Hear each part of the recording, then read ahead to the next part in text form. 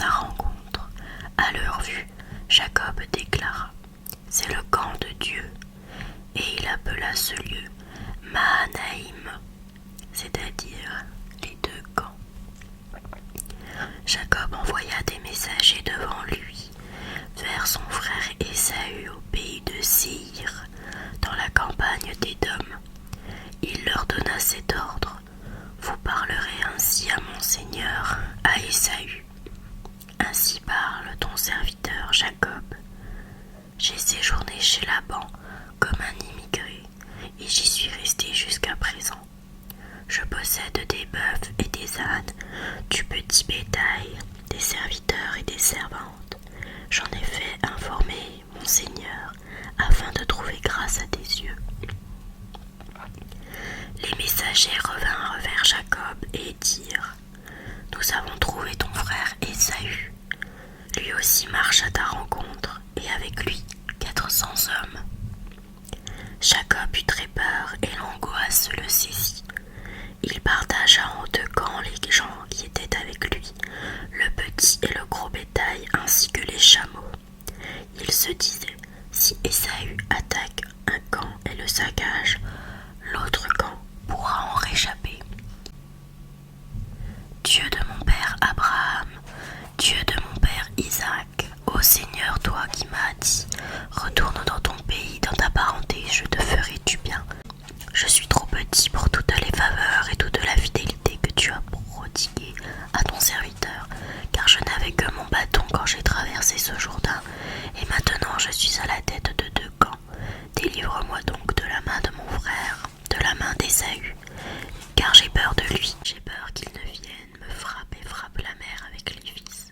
Or toi, tu m'as dit: je te comblerai de bienfaits, je rendrai ta descendance comme le sable de la mer, qu'on ne peut dénombrer tant il y en a. » Jacob passa la nuit à cet endroit, puis, sur ce qu'il avait acquis, il préleva un présent pour son frère Ésaü: 200 chèvres, 20 boucs, 200 brebis, 20 béliers, 30 chamelles laitières avec leurs petits, 40 vaches et 10 taureaux, 20 ânesses et 10 ânons. Il confia les bêtes aux mains de ses serviteurs, troupeau par troupeau, et leur dit: passez devant moi et vous laisserez un espace entre chaque troupeau.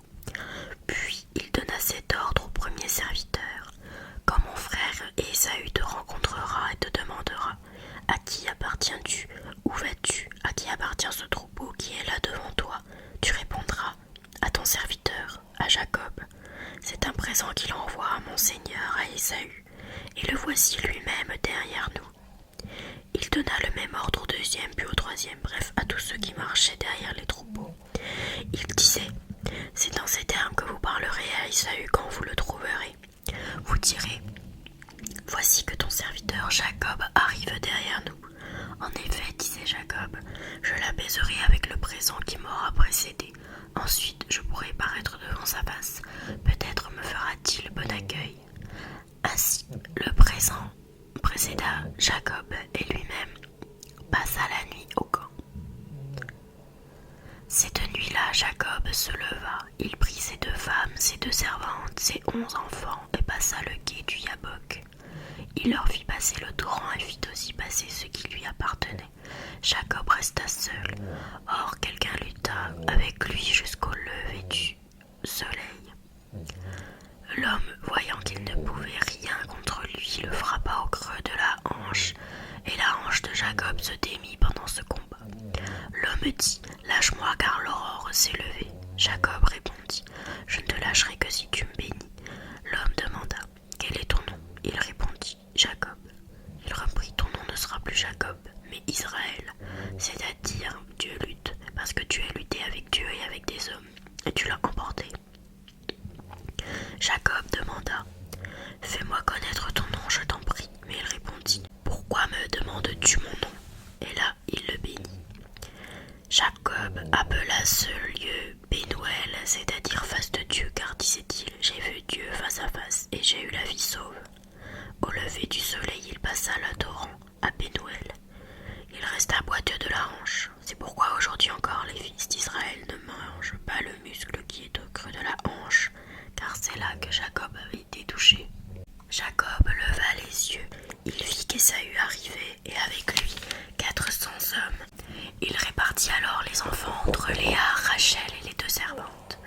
En tête, il mit les servantes et leurs enfants, puis Léa et ses enfants, et derrière Rachel et Joseph.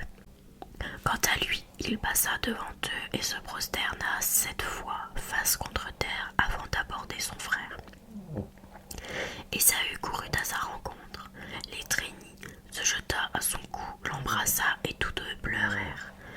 Ésaü leva les yeux, vit les femmes et les enfants, et dit « Qui sont ceux-là pour toi ?» Jacob répondit « Ce sont les enfants que Dieu a accordés à ton serviteur. » Alors les servantes s'avancèrent avec leurs enfants et se prosternèrent. Puis s'avança Léa avec ses enfants et ils se prosternèrent. Enfin s'avancèrent Joseph et Rachel et ils se prosternèrent. Ésaü reprit. « Qu'est-ce que toute cette troupe que j'ai rencontrée ?» Jacob répondit. « C'est pour trouver grâce aux yeux de mon Seigneur. » Ésaü dit. « J'ai largement ce qu'il me faut, mon frère, garde pour toi ce qui est à toi. » Jacob répondit. « Oh que non, si j'ai trouvé grâce à tes yeux, de ma main tu accepteras mon présent. En effet, j'ai pu paraître devant ta face comme on apparaît devant la face de Dieu, et tu t'es montré bienveillant avec moi. Accepte donc le présent que je t'ai apporté, car Dieu m'a fait grâce et j'ai tout ce qu'il me faut. » Il insista auprès de lui et celui-ci accepta. Ésaü dit. « Levons le camp, en route, je marcherai en tête. » Mais Jacob répondit. « Mon Seigneur sait que les enfants sont fragiles et j'ai à ma charge des brebis et des vaches qui allaitent. Si on presse l'allure un seul jour, tout le petit bétail meurt.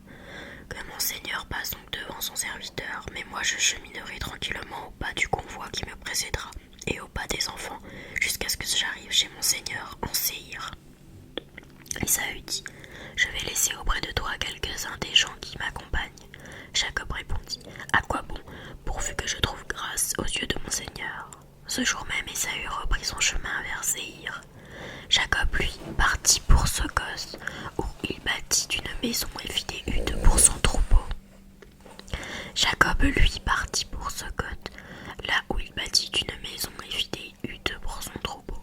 C'est pourquoi on appela cet endroit Sukot, c'est-à-dire hutte. Venant de Padam Aram, Jacob arriva sain et sauf à la ville de Sichem au pays de Canaan, et il campa en face de la ville.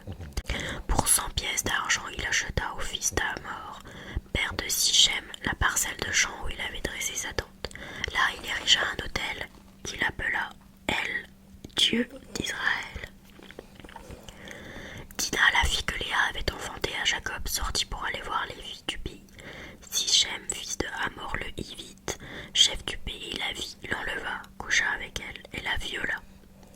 Alors, de tout son être, il s'attacha à Dina, la fille de Jacob. Il aima la jeune fille et ses paroles touchèrent le cœur de celle-ci. Sichem dit à Hamor, son père, « Demande pour moi cet enfant qu'elle devienne ma femme. » Or, Jacob apprit que Sichem avait souillé sa fille, Dina, mais ses fils étaient au champ avec le troupeau, et il garda le silence jusqu'à leur retour. Hamor, le père de Sichem, sortit parler à Jacob. Revenu des champs, les fils de Jacob apprirent ce qui s'était passé. Ces hommes se sentirent outragés et furent pris d'une grande colère car Sichem avait commis une infamie envers Israël en couchant avec la fille de Jacob. C'est une chose qui ne se fait pas. Hamor leur parla en ces termes. « Mon fils Sichem est épris de votre fille de tout son être, veuillez donc la lui donner pour femme, alliée avec nous. Par mariage, vous nous donnerez vos filles et vous prendrez pour vous les nôtres. Vous habiterez avec nous, le pays est ouvert devant vous, vous pouvez y habiter, le parcourir et y avoir des propriétés. » Sichem s'adressa au père et aux frères de la jeune fille. « Que je trouve grâce à vos yeux, ce que vous me demanderez, je le donnerai. Imposez-moi une grosse somme pour prix de la jeune fille et de nombreux cadeaux. Je payerai ce que vous me demanderez, mais donnez-moi la jeune fille pour femme. » Les fils de Jacob répondirent à Sichem et à son père Hamor, mais ils parlèrent avec ruse, car Sichem avait souillé leur sœur Dina. Ils dirent, « Nous ne pouvons accepter cette proposition. Donner notre sœur à un homme incirconcis, ce serait pour nous une honte. Nous ne serons d'accord avec vous que si vous devenez comme nous en faisant circoncire tous vos mâles. Alors nous vous donnerons nos filles, nous prendrons pour nous les vôtres. Nous habiterons avec vous et nous formerons un seul peuple.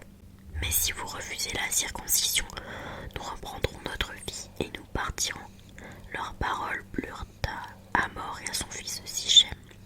Le jeune homme ne tarda pas à réaliser ce qui avait été proposé, tant il désirait la fille de Jacob. Il était l'homme le plus influent dans la maison de son père. Hamor et son fils Sichem allèrent à la porte de leur ville et parlèrent ainsi à leurs concitoyens. Ces gens ont des intentions pacifiques envers nous, qu'ils habitent donc le pays, qu'ils le parcourent, que le pays soit largement ouvert devant eux. Nous prendrons leurs filles pour femmes et nous leur donnerons les nôtres. Toutefois, ces gens ne consentiront à habiter avec nous pour former un seul peuple que si tous nos mâles sont circoncis, comme ils le sont eux-mêmes. Leurs troupeaux, leurs biens, tout leur bétail ne seront-ils pas à nous si nous consentons seulement à cela pour qu'ils puissent habiter avec nous? Tous ceux qui sortaient par la porte de la ville entendirent Hamor et son fils Sichem, et tous les mâles furent circoncis. Or le troisième jour, alors que les hommes étaient souffrants des fils de Jacob, Siméon et Lévi, qui étaient frères de Dina, prirent chacun leur épée, entrèrent dans la ville en toute sécurité et tuèrent tous les mâles. Ils passèrent au fil de l'épée Hamor et son fils Sichem. Ils reprirent Dina dans la maison de Sichem et ressortirent. Les fils de Jacob se jetèrent sur les victimes et pillèrent la ville parce qu'on avait souillé leur sœur. Ils s'emparèrent de leur petit bétail, de leur gros bétail, de leurs ânes, de tout ce qui se trouvait dans la ville et dans les champs. Ils ramenèrent au camp toutes les richesses, tous leurs jeunes enfants et leurs femmes, et ils pillèrent toutes les maisons de fond en comble. Jacob dit à Siméon et à Lévi, « Vous avez fait mon malheur en me rendant odieux aux habitants du pays, cananéens et périsites. Moi, je n'ai qu'un petit nombre d'hommes. Ils vont s'unir contre moi et m'abattre. Nous serons exterminés, moi et ma maison. » Mais ils répliquèrent, « Devions-nous laisser traiter notre sœur comme une prostituée ?» Dieu dit à Jacob, « Debout, monte à Béthel et fixe-toi là-bas. Tu y verras un autel au Dieu qui t'est apparu lorsque tu fuyais devant ton frère Ésaü. » Jacob dit à sa famille et à tous ceux qui l'accompagnaient, « Enlevez les dieux étrangers qui sont au milieu de vous, purifiez-vous et changez de vêtements. Debout, montons à Béthel. J'y ferai un autel au Dieu qui m'a répondu le jour de ma détresse, qui a été avec moi sur le chemin où je marchais. » Ils remirent à Jacob tous les dieux étrangers qu'il possédait et les anneaux qu'il portait aux oreilles. Ils levèrent le camp et une épouvante divine s'abattit sur les villes d'alentour. Ainsi personne ne poursuivit les fils de Jacob. Jacob arriva avec tous les gens qui l'accompagnaient à Luz, au pays de Canaan, c'est Béthel, c'est-à-dire maison de Dieu. Là, il bâtit un autel et il appela cet endroit El Béthel, c'est-à-dire Dieu de Béthel, car c'est là que Dieu s'est révélé à lui. Quand il fuyait devant son frère, alors mourut Déborah, la nourrice de Rebecca, et on l'enterra en dessous de Béthel au pied d'un chêne qu'on appela Alon Bakout, c'est-à-dire le chêne des pleurs. Dieu apparut encore à Jacob quand celui-ci arriva de Padan Aram, et il le bénit. Dieu lui dit, « Ton nom est Jacob, mais on ne t'appellera plus du nom de Jacob, ton nom sera Israël, et il l'appela du nom d'Israël. » Dieu lui dit encore, « Je suis le Dieu puissant, sois fécond, multiplie-toi. Une nation et même une assemblée de nations sera issue de toi, des rois sortiront de toi. La terre que j'ai donnée à Abraham et à Isaac, je te la donne et je la donnerai à ta descendance après toi. » Alors, au lieu même où il lui avait parlé, Dieu s'éleva loin de Jacob. Jacob érigea une stèle en ce lieu où Dieu avait parlé avec lui, une stèle de pierre. Sur elle, il versa une libation et répandit de l'huile.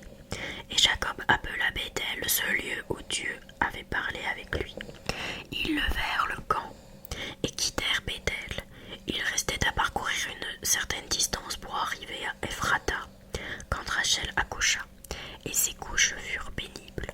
Au cours de cet accouchement difficile, la sage femme lui dit, « N'aie pas peur, tu as encore un fils. » Dans son dernier souffle, au moment de mourir, Rachel l'appela Benoni, c'est-à-dire fils du deuil, mais son père l'appela Benjamin, c'est-à-dire fils de la droite. Rachel mourut et on l'enterra sur la route d'Ephrata, c'est-à-dire Bethléem. Jacob érigea une stèle sur sa tombe. Aujourd'hui encore, c'est la stèle de la tombe de Rachel. Israël leva le camp et planta sa tente au-dessus de Migdal Eder. Or, tandis qu'Israël demeurait dans cette région, Rouben alla coucher avec Bilha, Bila, concubine de son père, et Israël la prit. Les fils de Jacob furent au nombre de 12. Les fils de Léa, Rouben, le premier-né de Jacob, Siméon, Lévi, Juda, Issachar et Zabulon. Les fils de Rachel, Joseph et Benjamin. Les fils de Bila, la servante de Rachel, Dan et Nephtali. Les fils de Zilpa, la servante de Léa, Gad et Asher. Tels sont les fils de Jacob qui lui naquirent en Padan Aram. Jacob arriva chez son père Isaac à Mamré, à Kiriath à Arba, c'est-à-dire Hébron, là où Abraham et Isaac avaient séjourné comme des immigrés. Isaac vécut 180 ans, puis il expira. Il mourut et fut réuni aux siens, âgé et rassasié de jours. Ésaü et Jacob, ses fils, l'ensevelirent. Ne jugez pas pour ne pas être jugés. De la manière dont vous jugez, vous serez jugés. De la mesure dont vous mesurez, on vous mesurera. Quoi, tu regardes la paille dans l'œil de ton frère et la poutre qui est dans ton œil, tu ne la remarques pas? Ou encore, comment vas-tu dire à ton frère, laisse-moi enlever la paille de ton œil, alors qu'il y a une poutre dans ton œil à toi? Hypocrite, enlève d'abord la poutre de ton œil, alors tu verras clair pour enlever la paille qui est dans l'œil de ton frère. Ne donnez pas aux chiens ce qui est sacré, ne jetez pas vos perles au pourceau de peur qu'ils ne les piétinent, puis se retournent pour vous déchirer. Demandez, on vous donnera. Cherchez, vous trouverez. Frappez, on vous ouvrira. En effet, quiconque demande, reçoit. Qui cherche, trouve. À qui frappe, on ouvrira. Ou encore, lequel d'entre vous donnera une pierre à son fils quand il lui demande du pain, ou bien lui donnera un serpent quand il lui demande un poisson. Si donc vous, qui êtes mauvais, vous avez donné de bonnes choses à vos enfants, combien plus votre Père qui est aux cieux donnera-t-il de bonnes choses à ceux qui les lui demandent? Donc, tout ce que vous voudriez que les autres fassent pour vous, faites-le pour eux, vous aussi. Voilà ce que disent la loi et les prophètes. Entrez par la porte étroite, elle est grande la porte, il est large le chemin qui conduit à la perdition, et ils sont nombreux ceux qui s'y engagent. Mais elle est étroite la porte, il est resserré le chemin qui conduit à la vie, et ils sont peu nombreux ceux qui le trouvent. Méfiez-vous des faux prophètes qui viennent à vous déguiser en brebis alors qu'au-dedans ce sont des loups voraces. C'est à leurs fruits que vous les reconnaîtrez. Va-t-on cueillir du raisin sur des épines ou des figues sur des chardons? C'est ainsi que tout arbre bon donne de beaux fruits et que l'arbre qui pourrit donne des fruits mauvais. Un arbre bon ne peut pas vous donner des fruits mauvais, ni un arbre qui pourrit donner de beaux fruits. Tout arbre qui ne donne pas de beaux fruits est coupé et jeté au feu. Donc, c'est à leurs fruits que vous les reconnaîtrez. Ce n'est pas en me disant « Seigneur, Seigneur » qu'on entrera dans le royaume des cieux, mais c'est en faisant la volonté de mon Père qui est aux cieux. Ce jour-là, beaucoup me diront « Seigneur, Seigneur, n'est-ce pas en ton nom que nous avons prophétisé, en ton nom que nous avons expulsé les démons, en ton nom que nous avons fait beaucoup de miracles ?» Alors je déclarerai « Je ne vous ai jamais connu, écartez-vous de moi, vous qui commettez le mal. » Ainsi celui qui entend les paroles que je dis là et les met en pratique est comparable à un homme prévoyant qui a construit sa maison sur le roc. La pluie est tombée, les torrents ont dévalé, les vents ont soufflé et se sont abattus sur une maison. La maison ne s'est pas écroulée car elle est fondée sur le roc. Et celui qui entend de moi ces paroles sans les mettre en pratique est comparable à un homme insensé qui a construit sa maison sur le sable.